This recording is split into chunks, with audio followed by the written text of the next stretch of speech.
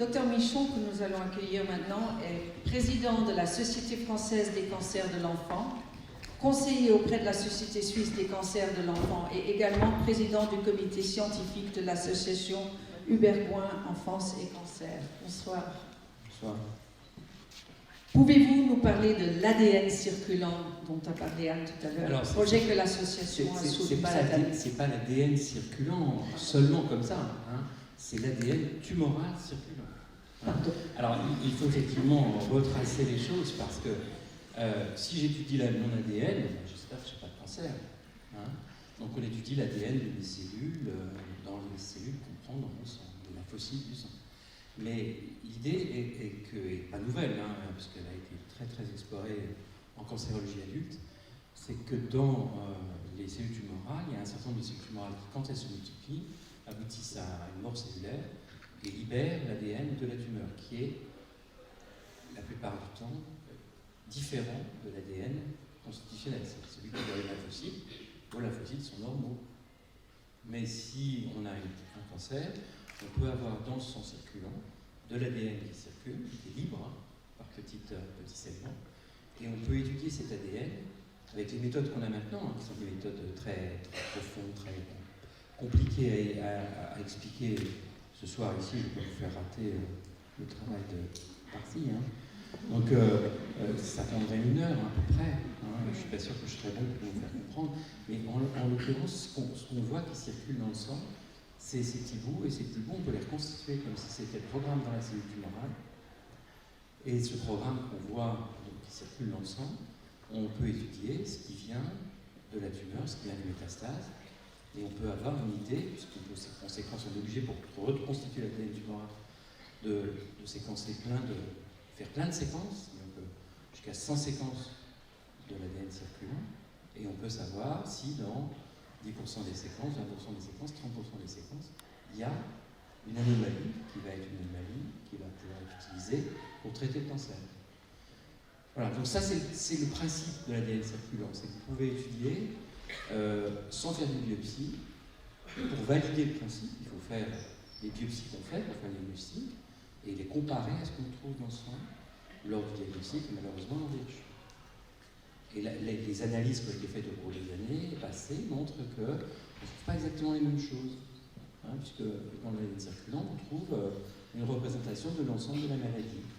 Et c'est important de valider ces premiers résultats qui ont été obtenus, d'ailleurs soutenus par l'association, dans le laboratoire de Gudrun Schleiermacher à Curie.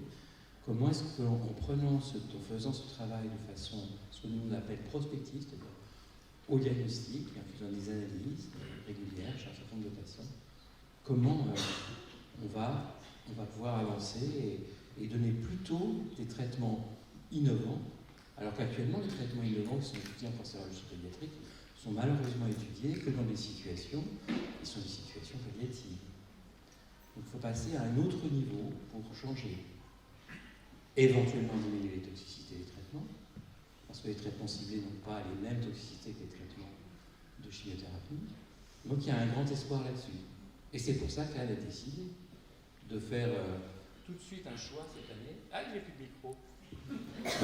De faire tout de suite un choix cette année, sans passer par le conseil scientifique, hein, quand même, c'est grand. Hein.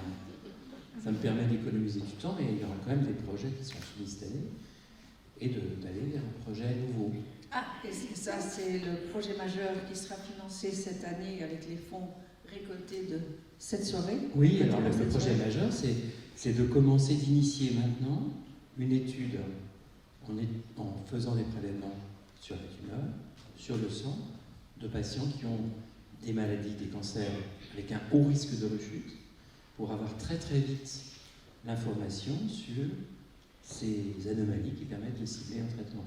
Si le traitement standard ne marche pas aussi bien qu'on voudrait, on peut tout de suite passer à un traitement innovant. Alors on sait que c'est valide, hein, ça existe dans certaines situations de leucémie, on sait qu'on peut arriver à traiter, donc c'est pas fou de l'imaginer aussi pour des tumeurs solides, et c'est pour ça qu'on a soutenu avec Anne l'idée de partir dans ce projet prospectif, qui est un projet qui va être fait au niveau de l'ensemble des centres français de lutte contre le cancer pour les enfants, mais également on est en train de discuter avec les équipes déjà de Lausanne et de Genève pour essayer de l'étendre dans ces centres, et peut-être que je pourrais en parler au conseil scientifique de la SPOG au début juin. Et déjà, Anne a fait le choix de financer cette année ce projet majeur, qui débutera, on l'espère, à l'automne. Docteur Michon, je ne vais pas pouvoir résumer ce que vous avez dit, mais en tout cas c'est un message. C'est un message plein d'espoir que vous venez de donner. Je crois qu'il fait plaisir à tout le monde ce soir. Merci beaucoup. Je vous en prie.